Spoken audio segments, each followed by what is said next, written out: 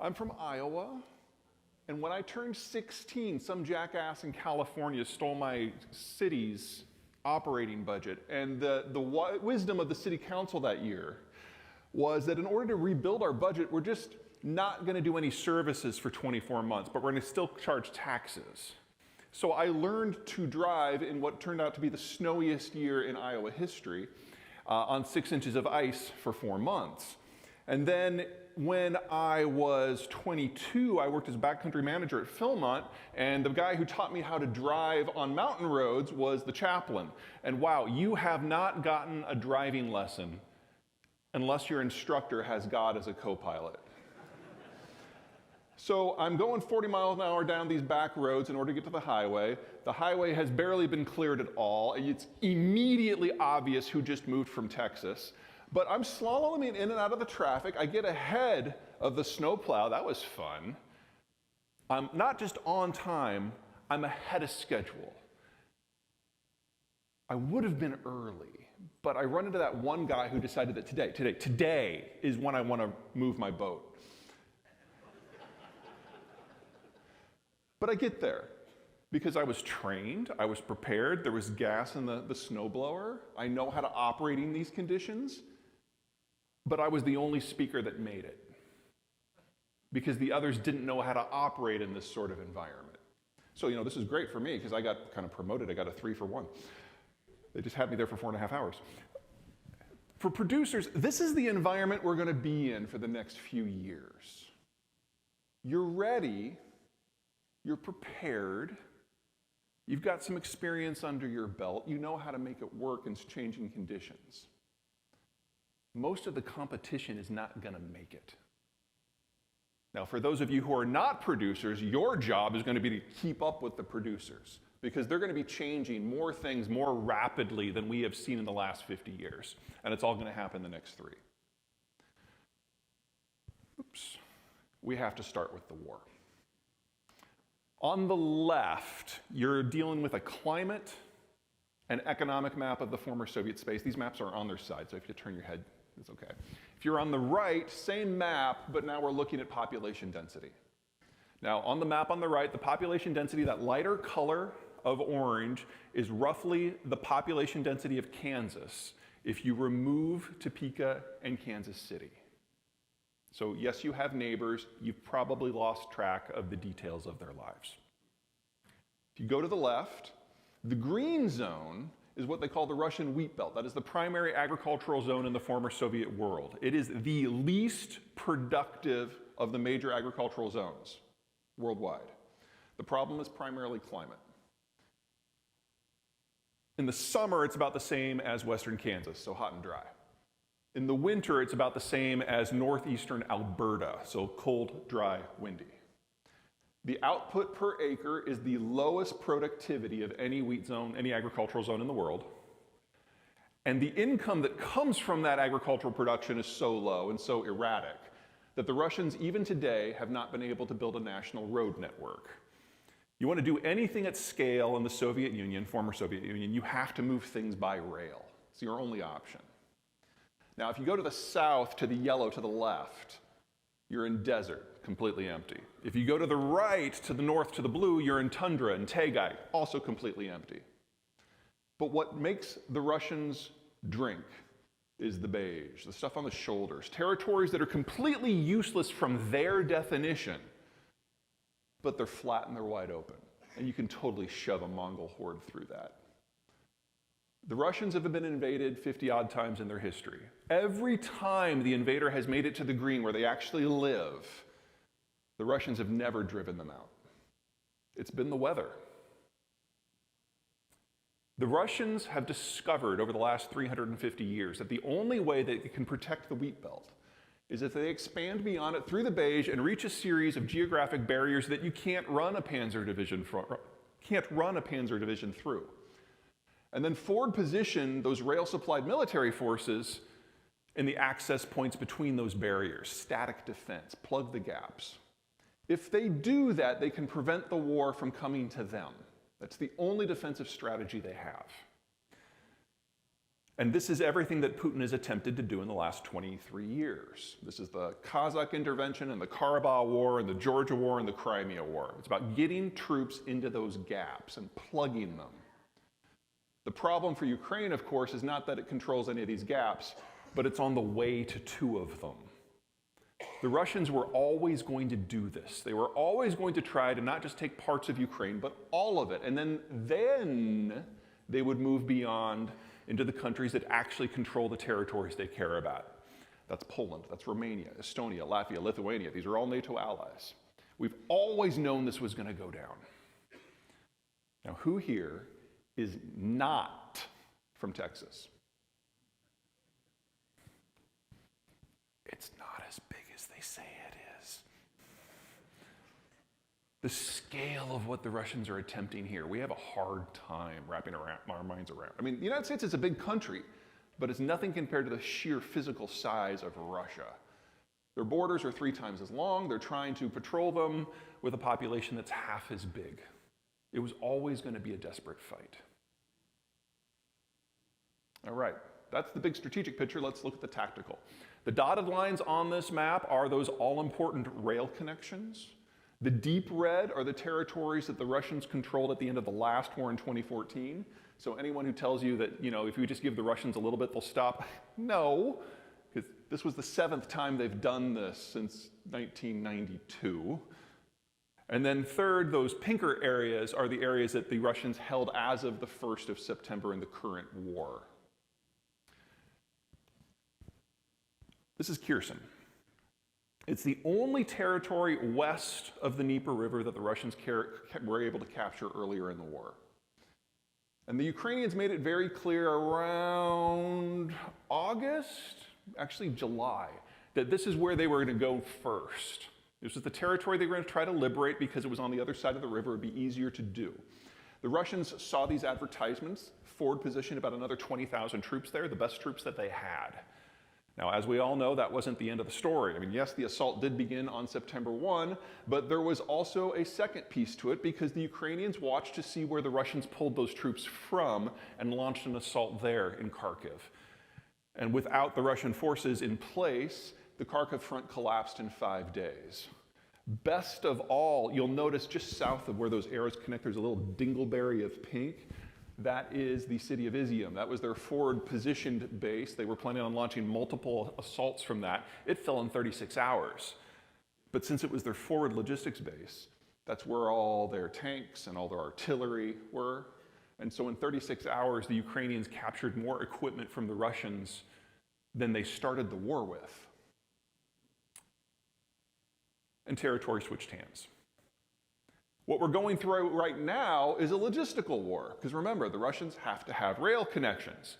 This is the Kerch Strait Bridge. This is the only rail connection between mainland Russia and the entirety of the southern front.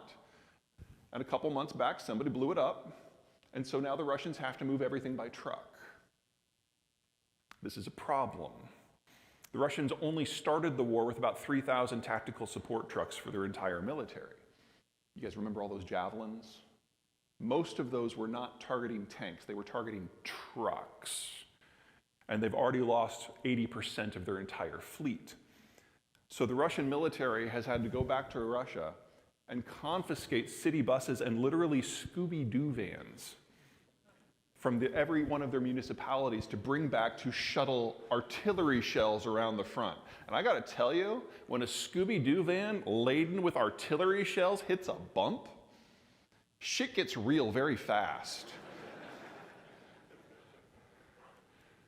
But this is where the war is going to be decided. This is the Crimea Canal.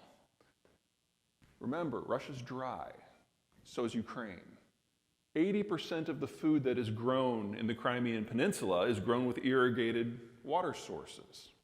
That water source is in Kherson, and the Ukrainians now control the sluice gates, and they're not going to open it this year.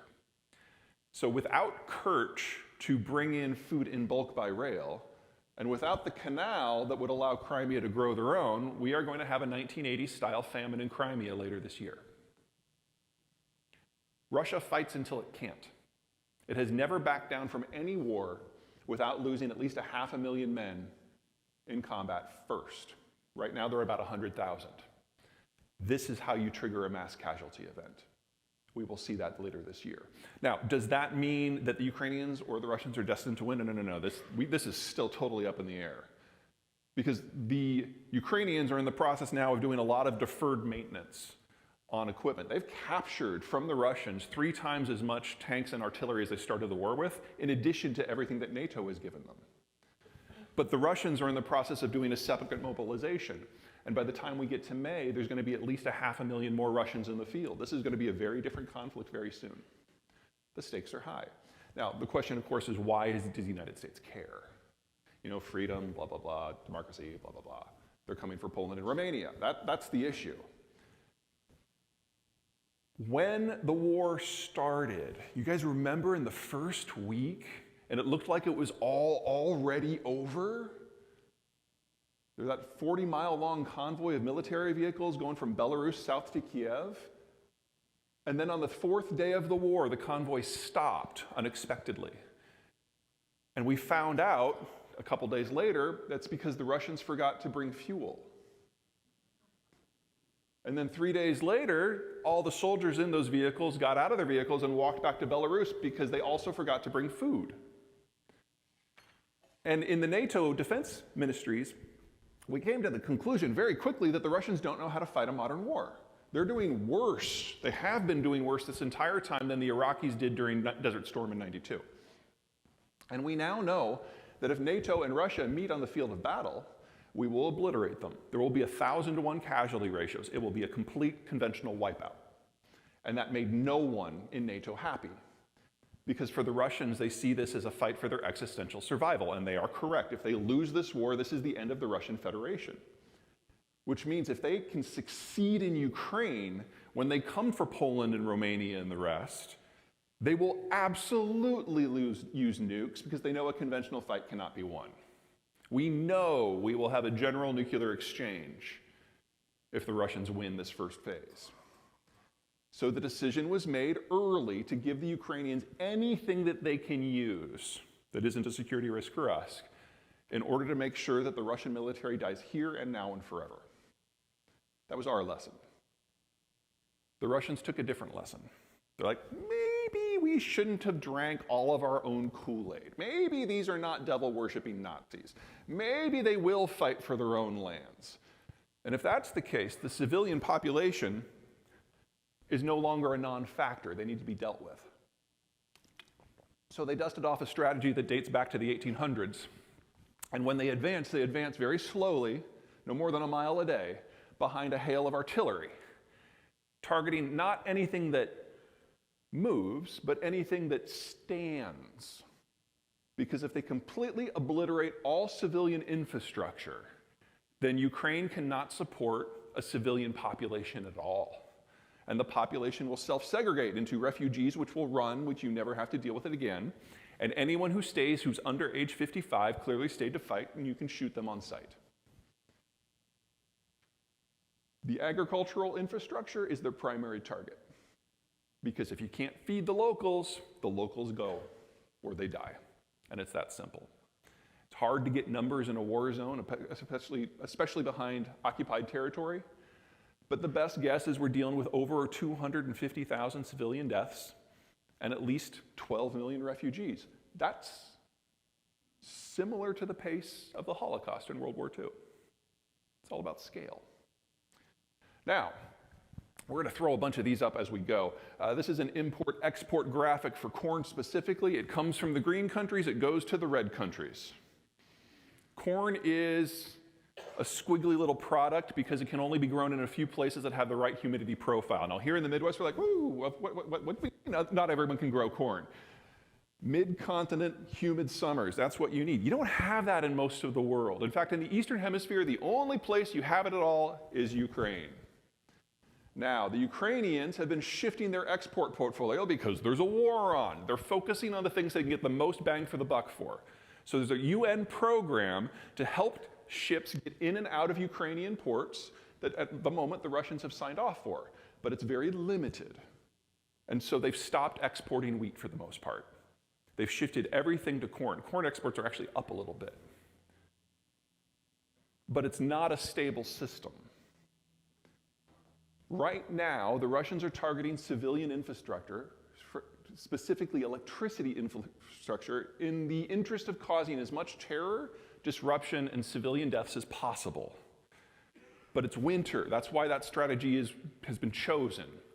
Fast forward a few months to summer. You take out the power in Kiev, doesn't matter so much. That's when they'll go after the ports to try to hit the economic lifeline.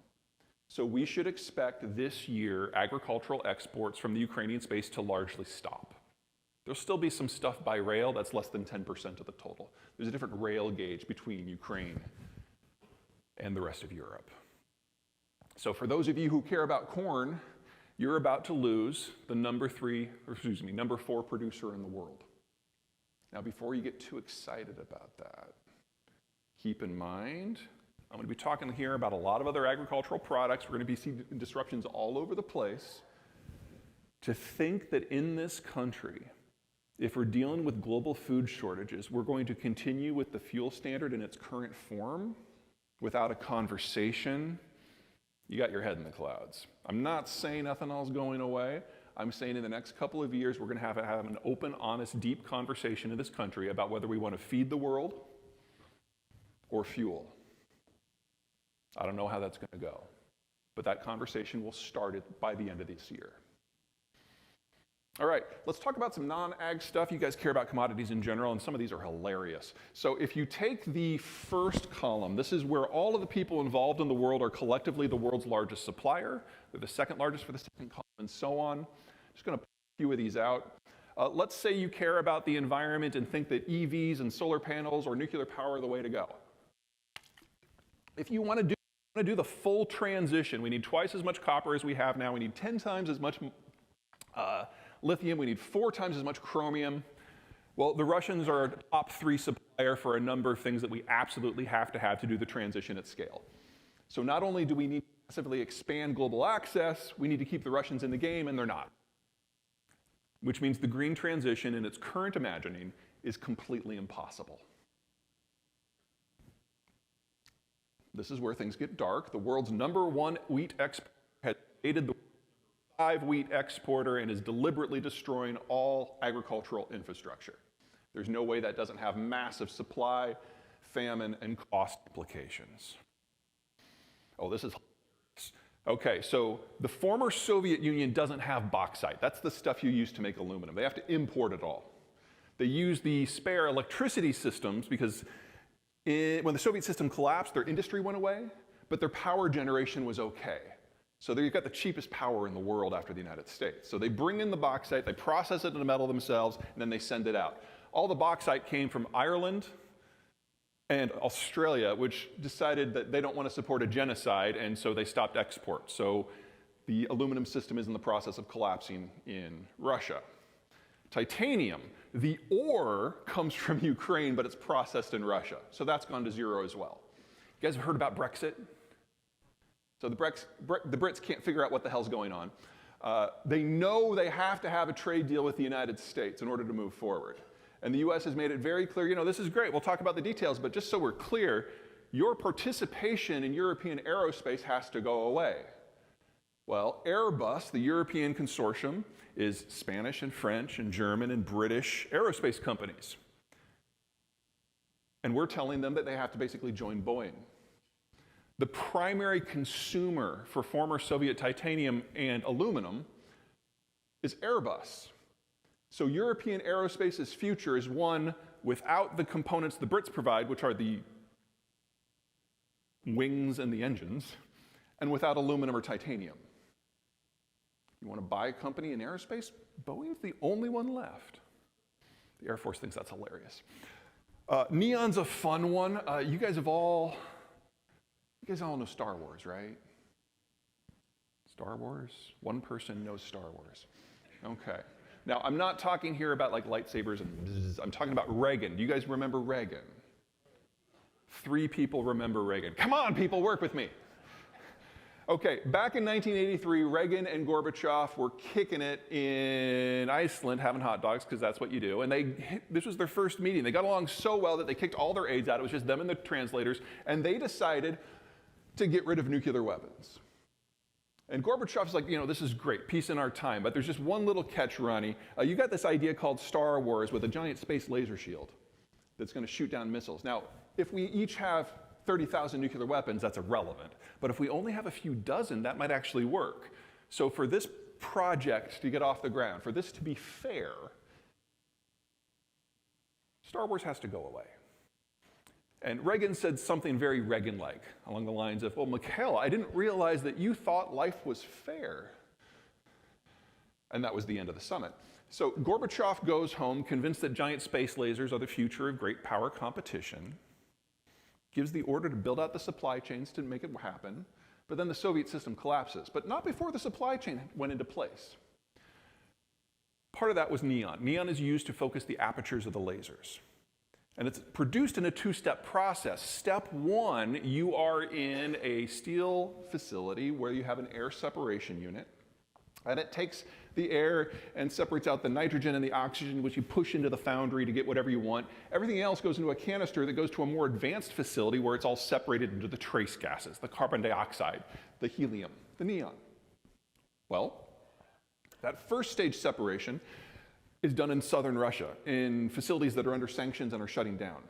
The second stage separation is done exclusively in Ukraine, primarily in Mariupol, which no longer exists because it was leveled. Now, we don't use neon for giant space lasers today, but we do use it in the etching lasers in semiconductor fabrication facilities.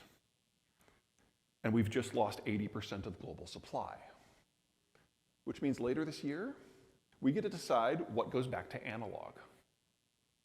Phones, cars, the Internet of Things? Don't know. We haven't made that decision yet.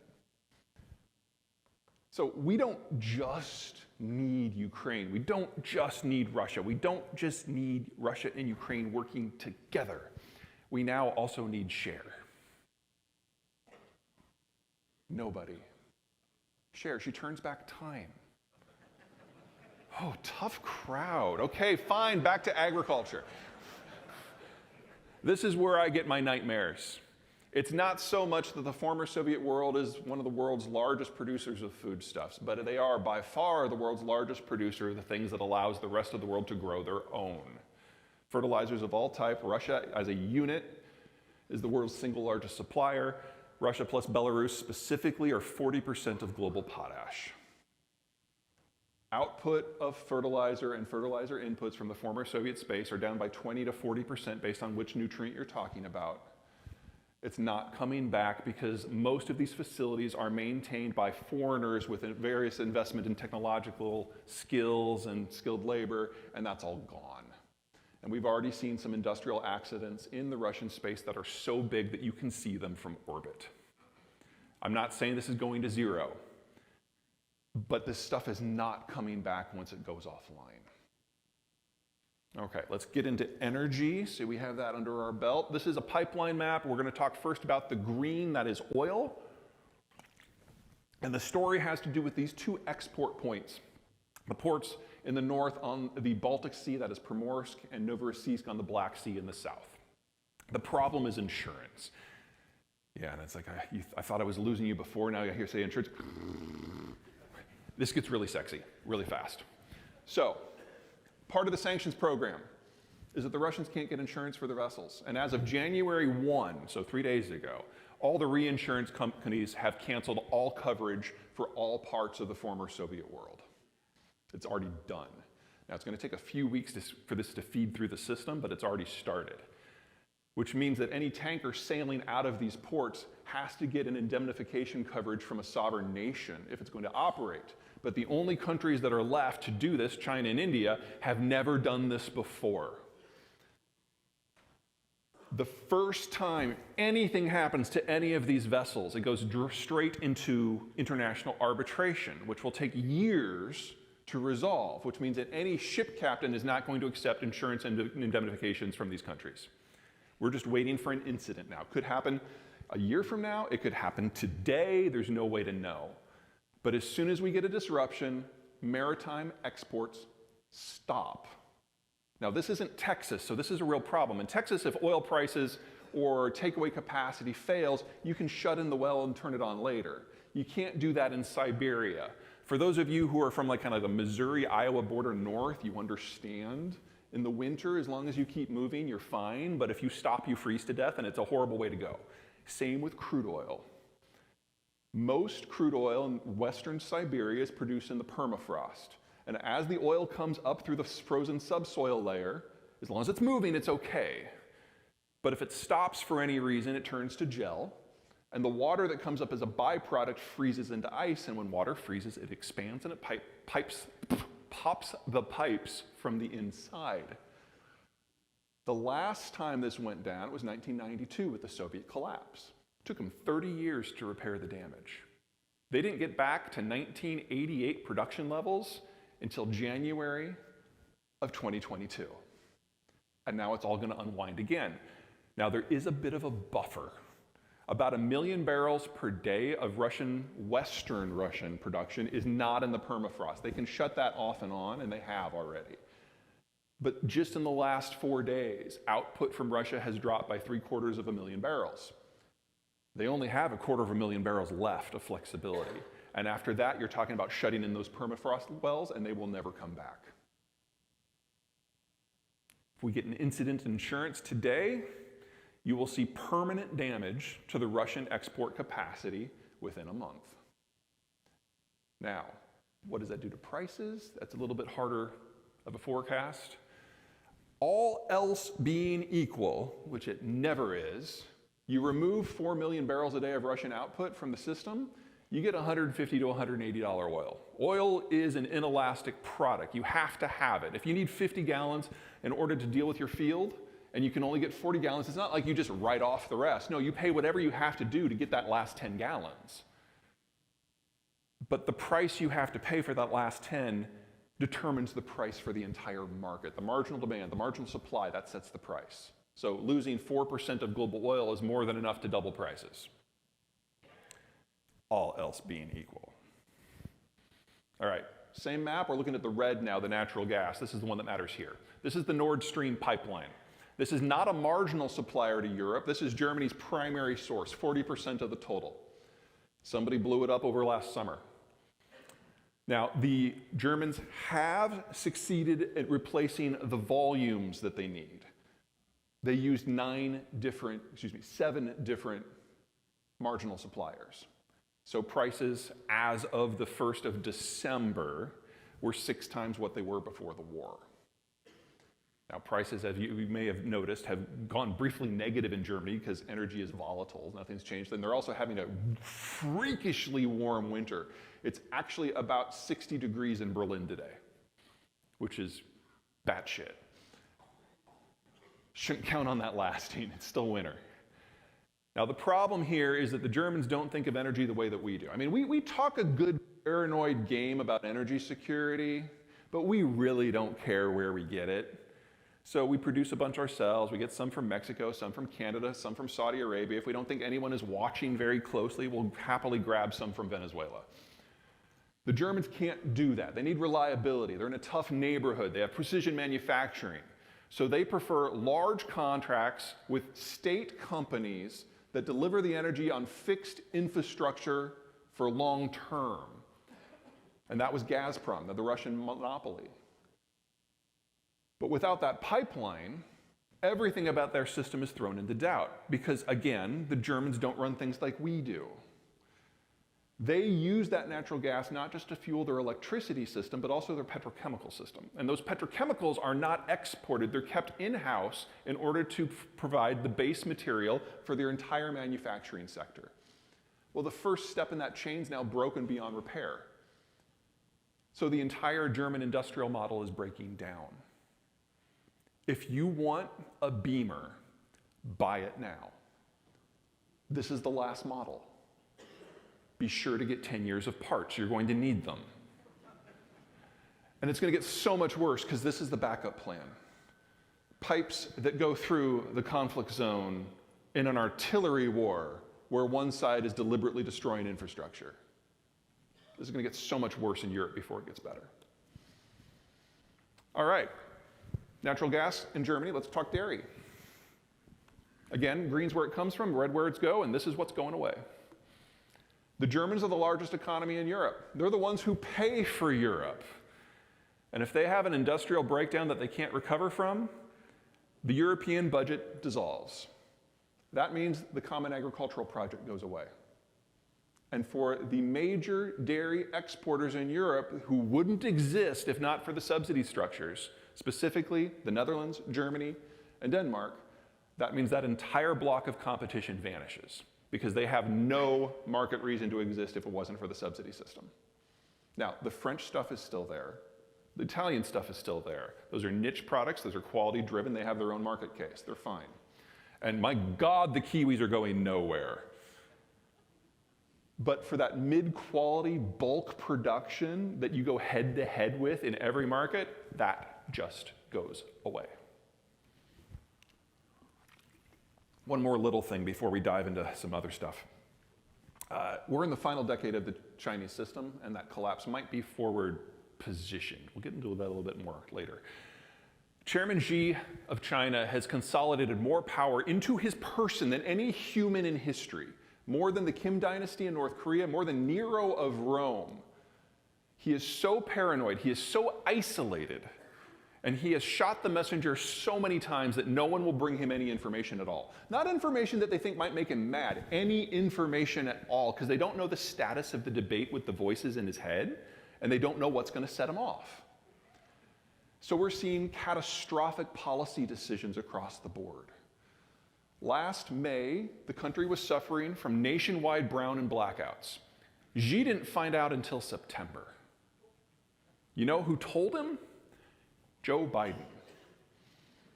Now, I'm going to go out on a limb and guess that there's a diversity of well-thought-out opinions in this room on Uncle Joe.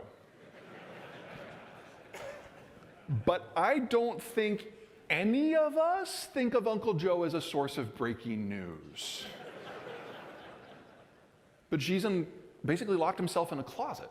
He's worse than Barack Obama at this point.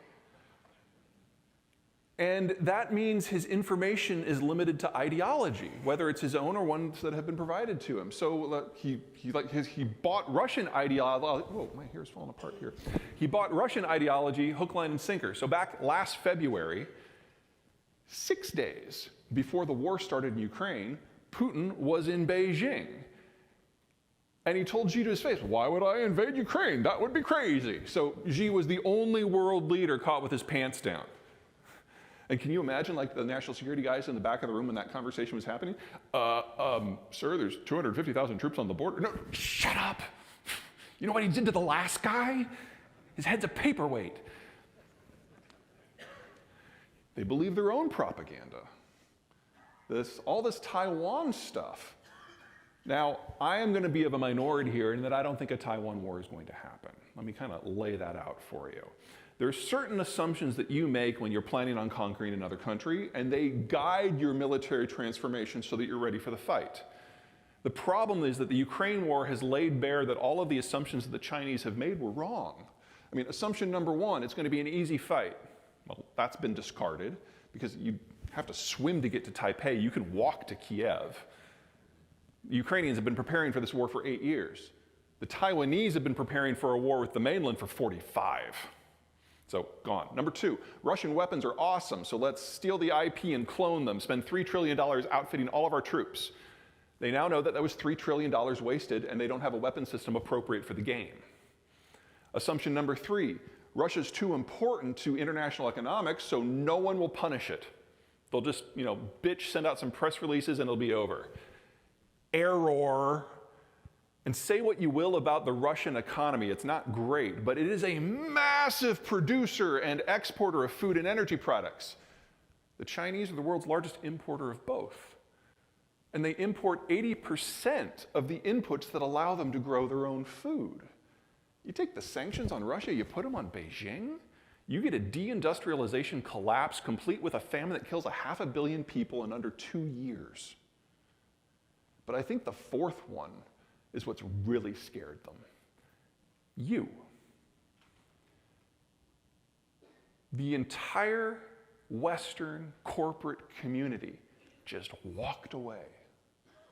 Not because of sanctions, because they didn't want to be affiliated with a genocidal government. They walked away from over $1 trillion of investment in the Russian space. Chairman Xi has no way to even process that. The idea that private citizens have agency. So every aspect of all of their strategic planning for the last half century has gone out the window because of Vladimir Putin. And this is normally where you would take all of your smart people and put them in a back room with some beer and some bourbon and say, don't come out until you can give me a plan B. But Chairman Xi has shot all those people. There's no one left. And so China is slamming its head into the wall over and over and over until something cracks. And the thing that cracks is not going to be Taiwan. And then, of course, there's COVID. I'm going to assume that there's a diversity of well-formed opinions in this room on COVID as well.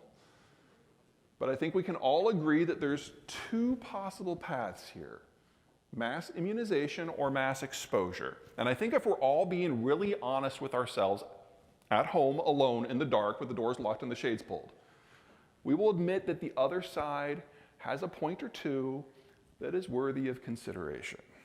Is that fair? Can't do that in China. We know from data from third countries that the Chinese vaccines don't work. And until very recently, the Chinese have been very successful at keeping COVID out of the general population, so no one had natural immunity. Well, we're now dealing with a challenge to Xi personally. Those protests that happened over Thanksgiving, they started with COVID, but it spread very rapidly, and this is one of the dangers of one-man rule. When the buck starts and stops with you, when anything goes wrong, everything goes wrong, because there's no backup source of legitimacy. This isn't the United States, where we've got academia and local government, and state government, and national government, and the business community, and religious organizations, and civic organizations. There is no civil society in China. And so when something cracks anywhere, every bit of discontent on everything boils up, and it all targets the source of the legitimacy, the one thing, Chairman Xi personally. And so he gave in, and now COVID is ravaging the population that is unprotected. The lowest number of fatality estimates that I have seen so far are 1.5 million. Remember, this is a country with over triple the population of the United States, with a less advanced healthcare system, especially for critical care. There are 7 variants circulated in the PRC right now. 4 of them we didn't know anything about 2 months ago. They didn't exist. So we have no data on how bad this is going to get. Because the Chinese, very Chinese of them, decided that rather than report fake data, they're just going to stop collecting data at all. So we just don't know. But this is very likely a regime-challenging system. And it could very well be a regime-ending event, because the one source of legitimacy is now being challenged each and every day across the entire system. In case you're still bullish on China, I'll give you one more reason. Let's talk tech. There's this weird belief in a lot of the world, especially the United States, that China and the United States are somehow technological peers. They are not. China cannot produce the high-end chips or the mid-quality chips. They can only do the low-end chips. So like, your singing margarita machine, that they make. But they can only make them with equipment that is imported, and with tools and software that are imported, and with workers who are brought in to do the quality checks that have to happen on every disk every single day. That's all imported labor too. What the Biden administration has done in the last couple of months is says you can't import the high-level chips, you can't import the middle-quality chips, you can't import the equipment or the software or the tools. And any American working in that sector now has to choose between their job and their citizenship. And within 24 hours of that policy change, every American in the entire sector either quit or was transferred abroad. Folks, it's already over. And anything that comes from tech is already over. That's AI, that's automation, that's the Great Firewall, that's the social credit monitoring system, that's the hypersonic weapons program. It's all already over. China can assemble, and that's not nothing. But a technological peer, it will never be. Okay. Oh, you beef guys are in trouble. Every time there's been a hiccup in China in the last 3 years, the beef guys are like, I bet this is an opportunity to sell more to the Chinese. It's like the pork guys have flipped. They've realized the writing on the wall. They've realized this is not a stable market long term, and they've diversified away. They've reduced the herd. You guys in beef are going to have to do this on a much more compressed time scale. Best get ready for it. All right, let's talk finance. Sorry, my hair is falling apart here. I haven't had long hair since I was like 19, so I'm still learning. What we're looking at here is total net worth by decade of age. As you get older, you get better at your career, your income increases, but the real magic happens when you turn 50. Because when you turn 50, your single biggest expense, your last kid, moves out and is someone else's problem. And the money that you save, you then use to pay down your second biggest expense, which is typically your house. And by 55 on average, you've paid that down to zero. So the last decade before you retire, 55 to 65, that's the wealthiest you will ever be. Your expenses are under control, your income's the highest it will ever be. This is 70% of global private capital. This is what drives the system. This is literally where the money is. And then you retire. And when you retire, you liquidate your stocks and your bonds and you go into T-bills and cash. Because if there's a market crash, or if there is a currency crash, you no longer have the income that's necessary to recover. Very typical, very normal. You go more conservative with your portfolio. And typically it hasn't mattered, because typically we've had a demographic structure that looks like this. Children at the bottom, young adults, mature adults, retirees at the top, men on one side, women at the other. This is normal. This is a early to pre-industrial system. And normally, when people who turn 65 retire, it doesn't matter because there's more people age 64 below that and 63 below that, and the capital structure is stable. Things don't evolve. But this isn't what we look like anymore. And the issue is globalization. At the end of World War II, the Americans changed the way the world works. And instead of having to develop yourself and defend your trade, we said that we would use our Navy to patrol the global oceans for everyone so that anyone could go anywhere and trade anything whenever they wanted. And that changed national economics. Because it used to be if you had food and coal and iron ore and oil, you could make something of yourself. Maybe you could expand into empire. But if you were lacking just one of those, you were probably a colony, a pre-industrial colony. In globalizing the system, you didn't need all four anymore. Now you only needed one. You could trade for the others. And the whole world started to develop. And that meant industrialization and especially urbanization. Because in pre-industrial, we all lived on the farm, and kids are free labor, so you have a whole bunch of them. But when you move into town to take those industrial jobs, kids are no longer free labor. You live in a condo, they're just really loud, really dirty, really annoying, really expensive pieces of mobile furniture. And adults are not stupid, so we started having fewer. And if you fast forward that for 70 years, this is our demographic structure today. Suddenly it matters when people turn 65. The baby boomers are the largest generation we have ever had. And on average, they turned 65 last quarter. It's done. The flip has happened. Now, when you change your investment portfolio to make it safer for you, that means that capital is no longer available for everyone else. And what we're going through right now is a transition from the capital-rich environment of the baby boomers having not yet retired to the capital-poor environment of the baby boomers having retired. We're right on the precipice right now. We've already actually taken that step, which means that the capital costs in the United States compared to January of 2021 have to go up by at least a factor of 5 between then and December of this year. We're about halfway through that process right now. This is independent of anything the Federal Reserve does.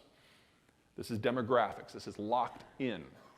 So we know we are going to have higher capital costs for a very long time because we have to wait for another large generation to become capital rich. There's also a labor component. Baby boomers, largest generation ever. That also means that they were the largest workforce ever. Here's the replacement generation. They're the smallest generation we've ever had. In calendar year 2022, the difference between the exiting boomers and the entering zoomers was 400,000 workers. That number is going to go up each and every year for the next 12 until peaking in 2034 at about 900,000. How do we know? They're already here. They're already born. We know exactly what the outflow and the inflow year by year is for the next 20 years. We have to wait if we want this to get fixed. How long? Well, take a look at this. Now, here are the big four economies. And this is what really matters to the United States. These are the millennials. Second largest generation ever. Which means when they hit 55, which is not that far off, I can't wait for millennials to have midlife crises, the capital situation will fix itself. That's 2034. And when the millennials' kids enter the workforce, large generation generates a large generation, the workforce situation will get better. That's 2044. We just have to wait 10 years for finance to fix itself and 20 years for labor to fix itself. That's all we have to do. Wait just a decade or two. But look at everybody else. Look, check out Germany. They hit a terminal position with their demography 40 years ago. It's not that they're running out of children. That happened back in the 90s. They're now running out of working age adults. The German industrial model was always going to collapse this decade. The Ukraine war is just speeding it up. And then there's China. This was already the world's fastest aging workforce. And we now know that this data is wrong. The Chinese are now admitting publicly that they overcounted their population by at least 120 million.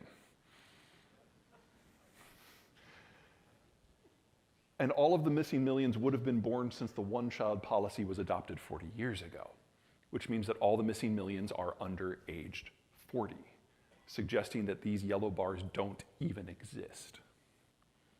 This is not a country in demographic decline. This is a country in the advanced stages of demographic collapse. And if this data proves true, and I have no reason at this point to think otherwise, not only is a domestically driven economy impossible, they have to export, there's no young people to buy this stuff. Not only are we seeing their labor costs now triple of what they are in Mexico, that's not projection, that's where it is today. You're talking about a country whose population peaked around 2012, and Americans on average have been younger than the Chinese since 2008. This is a system that will not last the decade, just by the numbers. Don't rely on China for anything. It's not going to be there much longer. Oh, thank God. There were a lot of things about Donald Trump I was not a fan of. NAFTA 2 negotiated when it was, how it was, and with who? Brilliantly done. This is the healthiest demography, not just in the rich world, but among their own peer class. This is better than Turkey, better than India, better than Brazil. And courtesy of NAFTA 2, all the hard work on that is done, it's implemented. This is our primary trading partner, and it will be for the rest of the lives of everyone in this room. This is the partner you want. This is the partner we have. All right, a little bit more on energy. This is total investment into all oil and all gas from all government and all private. Now, back in 2014, at the peak there, a narrative took hold that fossil fuels were done, and not for environmental reasons, for financial reasons. The logic is that if it takes 3 to 8 years from the point of investment for a new field to come online, and then another 5 to 15 years of operation for that field to break even and pay back the initial investment.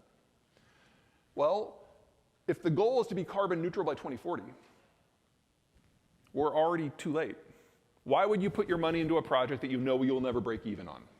Now, there's a freight train of logical disconnects in that argument, but it took hold in the financial centers in New York and London and the rest. And we got something called ESG. Now, luckily, what is true for the average is not true for each individual piece. And there's one individual piece that matters more than the rest.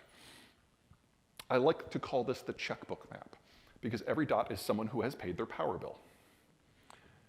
Here are the world's conventional oil and natural gas basins. In one snapshot, this is the agony of globalization, getting the energy from where it's produced to where we actually live. But here's where the commercially viable shale is. There are 20-odd reasons why American energy is fundamentally different from energy everywhere else. This is by far the most important one, considering the issues of the day. We produce it where we live. Transport for us is a minor issue. In addition, it only takes 3 to 8 weeks to bring a shale project online, not 3 to 8 years. Now, that was back in 2019 before we had the everything in shortage economy. Now it's more like 3 to 8 months, but that's still an order of magnitude better, which gives the United States a lot of flexibility in doing everything. Same concept, checkbook map, upper Midwest here. This is by far the most important cluster of checkbooks in the history of human civilization. This is Marshalltown, Iowa. This is where I'm from. Here we have Bismarck, North Dakota. Should you happen to find yourself in Bismarck, you're going to have to ask yourself the very serious question, how the hell did that happen? Where did Bismarck burn? And here we have what is not a frat party. It's lit up because of a problem with transport. This is the Bakken shale field. Now, oil is a liquid. It conforms to the shape of a container. You can put it into a rail car, a tanker truck, whatever you want. But natural gas, as the name implies, is a gas. So you have to have a leak-free system to gather it, to transport it, to distribute it, and to use it. And because containing gases is difficult and expensive, it all has to flow through at the same rate. Now, in the United States, we have the world's largest, most redundant, most flexible natural gas system, but we can't keep up with the stuff that is bubbling up out of the shale oil projects as a byproduct. And so we have to flare it until the infrastructure can catch up. Sometimes that takes upwards of a year. You can see those flares from space. And it's the same in Texas and the Eagle Ford and the Permian, which means here, only here, natural gas has traditionally been priced as a waste product. And that changes a whole lot of things. Here's Henry Hub. This is our primary natural gas processing facility and price point. For those of you who are from the Gulf Coast, you of course know what these are. These are hurricanes. It's an old story. Storm comes through, they quick shut down everything, evacuate the rigs, storm does its damage, they come out the next day and they spend not days, not weeks, months, sometimes even years untangling the damage. And you get a price spike. Or you did until 2009. Because in 2009, that was the year that the majority of the natural gas consumed in North America was sourced from US shale, primarily as a waste product. We've got this nice long stretch below 4. We have any Texans? A few? You guys know what this is. This is January of 2021, when Texas got cold, got down to 25, lasted for a week and a half. Oh my God, everything stopped. Coal, natural gas, oil, nuclear, wind, so it just all broke down. There were snowmen in San Antonio. They were sad snowmen, but they lasted a week. This is what we've all been bitching about recently. At the peak in September, we hit 9. $9 natural gas in inflation index terms is exactly the 50-year average. We are bitching about average energy prices in the country. Here's what the Chinese and the Europeans are dealing with. Folks, this is not an aberration. This is the new normal. 3 to 8 years to bring a new project online, that assumes that the transport infrastructure is already in place, which it is not. The closest natural gas to Germany that might be able to be brought online in less than 10 years is in Nigeria. Not the best investment environment, just for those of you who are not familiar with Africa. This is locked in now. Assuming nothing else goes wrong, this is the split we're looking at for the next decade. So many other things are going wrong. Now, well, actually, let me go back real quick. One of the top demands for natural gas after electricity is for nitrogen fertilizer generation. From roughly July until a week ago, the Europeans had just stopped making it. Now, because it's so warm in Europe right now, they're turning some of that stuff back on. But BASF, the chemical major, the German chemical major, one of the largest chemical companies in the world, they made the decision back in June that this is just how it's going to be now. They are physically dismantling their chemical plants and picking them up and moving them to Louisiana to tap US shale gas. Working from the theory that if they can produce enough chemicals here, they can ship them back to Germany and maybe save their economic model. But that would require a physical infrastructure build out in Louisiana that is faster than what the Nazis did during World War II. This is just where we are now. Final fertilizer component is phosphate. Comes from the blue, goes to the red, which means it's a China story. All right, you guys, who's in swine? Who does pork? African swine fever get you a little nervous sometimes? So the Chinese 3 years ago had the world's largest ever outbreak. And since then, since culling about 2/3 of the herd, they haven't had a single case. Yeah, bullshit. Now, the way the lab testing works here is you take your sample, you send it to a lab. When they get the results, what do? They call you. Maybe they email you. That's not how it works in China. In China, once you have your test kit, you send in your sample, the sample results go to the CCP. And then the CCP tells you if you have a positive case or not. So no positive cases in 3 years. More likely, there's already a low-level raging epidemic throughout the entire system. And considering the general breakdown in policy that we're seeing across China, I don't think it's going to be quite much longer. We can look indirectly to see how the Chinese are anticipating this. They've stopped exports of phosphate for the most part, because they know if they lose pork again, the only crop that they can control is rice, the only one that's culturally significant, and rice is the most phosphate-hungry crop that humans grow. So they've stopped exports for food security reasons. Makes sense. Well, that was the world's largest supplier. And there isn't a backup plan for most places. It used to be, in a pre-globalized world where we had to be a lot more self-sufficient, that in agriculture, fertilizer came from what was on hand, and so we co-located animal and plant agriculture in order to access the manure. But with globalization, we've all focused on specializing. And so we now grow our cash crops in places with the perfect weather and the perfect soil, and anything else gets moved further and further away. So what you're looking at the left is row crop, and on the right is where the beef is. You'll notice that in most situations, these are no longer co-located. There are a couple exceptions: Wisconsin, Iowa, eastern Nebraska. Dairy country. They're still co-located. They're still an option. But for everyone else, you're talking about some serious shipping. And for everyone else in the world, this split is usually not in the same country anymore. So you do something to the phosphate supply chain system, and all of a sudden, you lose one of your nutrients, unless you're in Iowa.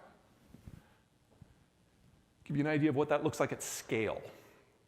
This is row crop in Africa in 1950, and anything that is in purple or blue, 40% or less of the land is under crop. And in a pre-industrial system, this is what you would expect.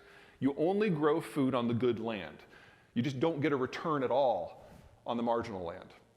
But with globalization, we introduced pesticides and fertilizers and finance and machinery, and this is what they looked 50 years later. Anything that is in orange or red is 40% or more is under crop. And the continent saw an increase in food output by a factor of 5 because of industrialized inputs. Now do that in reverse, because that's where we're heading starting later this year. I hate this graphic. This is the one that gives me the nightmares. This is a calorie map, grain and soy-based calories. Blues and dark greens, those are the world's major producers and exporters. Everyone else is a net importer. And in a world where the fertilizer supply chain system breaks down, these are the countries looking at least a 40% reduction in their ability to grow the crop in the first place. This is a multi-continental famine. Now, for those of you in ag, which is all of you, you're going to try to feed the world because our supply chain system, for the most part, is not interrupted. You're going to fail. And you're going to feel bad about it because we're talking, this is 1 billion people starving to death. But then you're going to look at your bank accounts and you're probably going to get over it real fast. Give you an idea of the exposure. So here are our 3 main nutrients: nitrogen, phosphate, potash. The big number on the left is the percent that we import. And you'll notice that for nitrogen and phosphate, we're largely self-sufficient. Now down at the bottom there, potash, that's our weak point. We import most of our potash. But most of it comes from Canada. So, they are good for something. This little chunk, these little slivers, that's the only part that is coming from the conflict zone. It's not that we won't feel it, but it's not really going to affect our bottom line. Here's Brazil and Australia. They're more typical of the global average. Oh, but we're not done because this is the stuff that comes from China. Now, the story will be different based on where you're looking because it's a question of trade and politics and economic patterns and supply patterns and soil quality. Do we have anyone from Wisconsin? Where are my cheeseheads? You guys know, of course, what this is. This is winter. Winter's great for farmers. Not only do you get to come to Kansas City and have some barbecue, but it's a soil recharge silo, AKA free fertilizer. Can't do that in Brazil. This is the Cerrado. This is the big agricultural explosion zone that they've seen over the last 30 years. It's a semi-tropical savanna with erratic weather, but the real problem is the vegetation. If you want to clear this land, you wait for it to rain, you throw a chain around the trunk of the tree, you drag it out with a piece of heavy equipment by the roots, and then you poison it with lime for 3 to 20 years until you get the pH down, or pH up, deacidify. Then you're left with something that's like beach sand. Doesn't matter as long as there's a bottomless supply of low-cost fertilizer, like there has been for the last 30 years. But if you remove that singular input, this is a desert. And it's in the process of turning into one right now. Now, Brazil, big country, deep pockets, they have managed to pre-position a lot of fertilizer in, but they've gone through the reserve, most countries have. And with the Russian stuff continuing to go offline, this is going to be incrementally more difficult to maintain yields. And when Brazil goes off, it goes off completely. Because without the fertilizer, there is no story. Because there is no soil nutrients. All right, one final crop. Wheat is about to get super sexy. Now, wheat is normally a weed, and that's why most people don't like talking about it. Wheat farmers have been incredibly unloved for decades because just as dairy and beef have been separated from row crops, wheat has been pushed to the side. It's drought tolerant, it's cold tolerant, it's heat tolerant, it's flood tolerant. You grow it only in places where you cannot grow anything else. Even the Ukrainians are moving away from it because they have limited export options. And so the green here is row crop. The brown is wheat row crop specifically. And you'll notice it's not on the good land as a rule. Sorry, Kansas. But we can only grow it in those zones with industrial level inputs. Marginal land with industrial level inputs can grow wheat. Marginal land without those inputs cannot. And this pattern has happened the world over.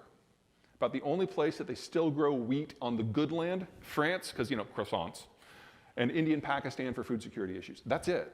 Everyone else, it's on the edges. You break down the industrial input system, most of the brown goes away.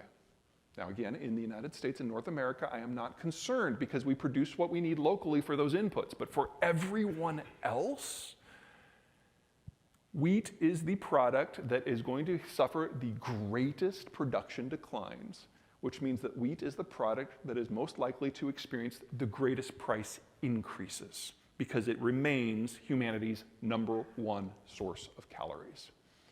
You can have wheat or you can die.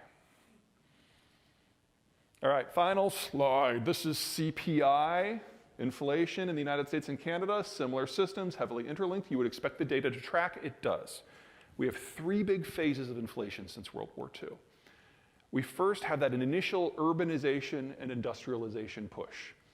We built the interstate highway system. We ran power into the countryside. We built the cities. Industrial demand-driven inflation. Then the baby boomers came of age. They bought their homes, they raised their kids.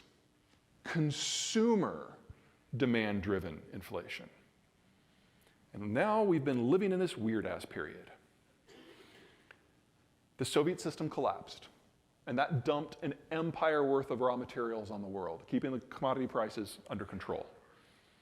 The Chinese brought 1 billion workers to the global workforce, and that pushed down the cost of manufactured goods. And these trends lasted for 30 years. Well, folks, the disinflationary trends are turning inflationary, and the inflationary trends are back. The Chinese system is going away. That's inflationary. The Russian stuff is going away. That's inflationary. We need to double the size of the industrial plant to make up for the loss of Germany and China. Wildly inflationary.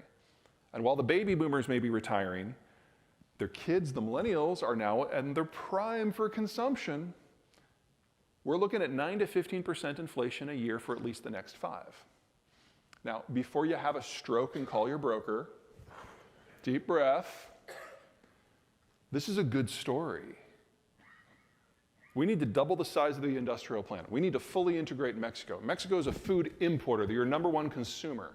We are talking about the greatest growth story in Canadian, Mexican, and American history as we build out that industrial plant. And when we are done, not only will inflation go down, we will have a supply chain system that is domestic, that employs locals, that is cleaner, that uses less energy, and where the end product is produced where we live. This is the greatest economic story of our country's history. Or we could choose to not do it, and 5 years from now, not only do we not have stuff because China and Germany are gone, but we still have the inflation. Now, one of these is a great story, one of these is kind of crappy. I am not the decision maker who makes that happen. That would be you, because you guys are the ones who decide where you buy stuff from. Buying within North America is no longer a patriotic issue. It's an issue of economic stability for the next several decades. This is a good story. Okay, that's it for me. If you're looking for more, the link on the left goes to the newsletter. It is free. It will always be free. I will never share your data. The link on the right goes to a charity that I'm backing with basically all the income that comes in from the books. It's called MedShare. They're providing medical assistance to communities who, for reasons beyond their own control, can't provide it themselves. So, for example, if the Russians are sending missiles into your hospitals, MedShare steps in to help. This link goes directly to their Ukraine fund. All right, I'm sure I'm over. Do we have time for some Q&A? How do you want to do this? Any questions? Okay, we'll do a little Q&A. Anybody? Yeah, you didn't talk much about India. India. With India's population exploding versus China, what's their role for U.S. agriculture? Okay, what's the role for U.S. agriculture in India? Now, obviously, there's not an animal protein story in India that's very big. What animal protein they need, they grow themselves. It's primarily zebu. But for plant agriculture, I think it has a really bright future. Now, the Indian population is doing the same thing that everyone else has done. It's aging very rapidly, much more rapidly than the Europeans did, actually. In the midterm, 10 to 30 years, this is a really good thing. Because if you have a lot of people aged 20 to 50 who don't have a lot of kids, they will buy more and better food because they have more income to spend on that. And that is the Indian story for the next generation. Now, you fast forward to 2050, 2060, that picture is going to change. I don't think a lot of us are overly worried about 2060 at this point. Is that fair? Okay. What we're going to be seeing in India is a massive industrial build-out because they have to do the same thing that we do. They need to increase their industrial supply system to supply themselves. They can't rely on the Chinese like they have to this point. Now, that doesn't mean they're going to be part of an integrated system like we are. For us, the Mexican labor market is very complementary. India doesn't have a partner like that, and they don't want a partner like that.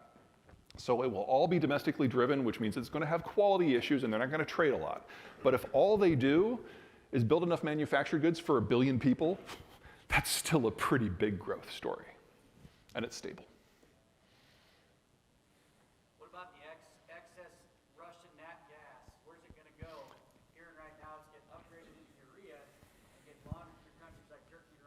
Sure. The question is what happens to all the excess Russian natural gas? Is it just going to be processed into intermediate goods and laundered? Some of that can happen. The problem is that there's a limit to what the Russians can do because their industrial plant is maxed out and largely maintained by foreigners. So there will be some incremental stuff like that in places like Turkey. Turkey's doing something similar with steel, actually. And some of the oil to this point that they've been able to export goes to India, and then the Indians repackage it, put a different name on it, and send it out as well. The problem is twofold. Number one, the industrial accidents are getting more and more common, and the Russians lack the technical acumen to do most of the repairs themselves. The second problem is that insurance question, because if it has to go by water, then you have to still get out of the country, and the reinsurance companies have already stepped back and said no policies at all. So that will happen on the margins, but overall we're looking at most of the baseline going offline. The question is timing. In the case of natural gas, there's a little bit less flexibility with oil because it's just harder to move. And as the Europeans are backing away, that's where 80% of the transport infrastructure goes. So anything that wants to be redirected has to get a new pipeline. You don't do that in a year. The last pipeline that the Russians built to China took 11 years. And that's with the Chinese doing most of the work. There's really not a good way to speed that up. Excuse me, Peter. We're going to go ahead and keep the conference going. Everybody give Peter a round of applause for his awesome information that he gave us all today. Thank you very much. You got